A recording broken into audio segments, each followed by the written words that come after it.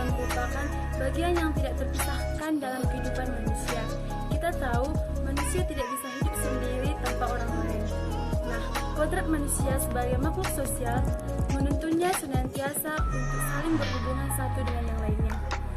Dalam hubungannya ini, manusia saling berkomunikasi secara timbal balik dan saling mempengaruhi satu sama lain. Pengertian interaksi sosial menurut Sarjona Soekanto. Interaksi sosial adalah proses sosial yang berkaitan dengan cara berhubungan antara kelompok atau individu untuk membangun sistem dalam hubungan sosial. Proses yang terkait dengan terjadinya interaksi sosial yaitu 1. Interaksi sosial asosiatif. Interaksi sosial asosiatif merupakan interaksi sosial yang berupa kerjasama. Nah, interaksi sosial asosiatif ini terbagi menjadi 3 bagian, yaitu 1. Kerjasama, 2. Akomodasi, 3. Asimilasi. Yang kedua, interaksi sosial disosiatif.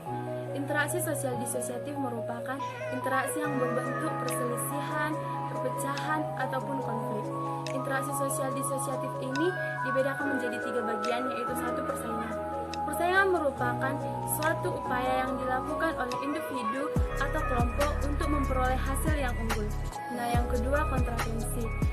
Kontravensi ini sering disebut sebagai rasa tidak senang yang ditunjukkan maupun tidak ditunjukkan secara terang-terangan. Nah, yang ketiga, konflik. Konflik merupakan proses sosial yang terjadi antara individu ataupun kelompok sosial tertentu yang berupa perbedaan prinsipil yang mengakibatkan keduanya saling bertentangan.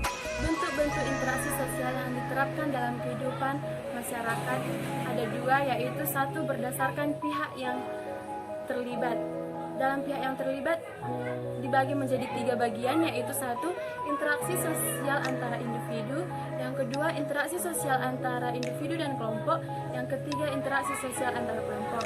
Nah, yang kedua berdasarkan sifatnya. Berdasarkan sifatnya dibagi menjadi 2, yaitu 1. Interaksi primer dan interaksi sekunder.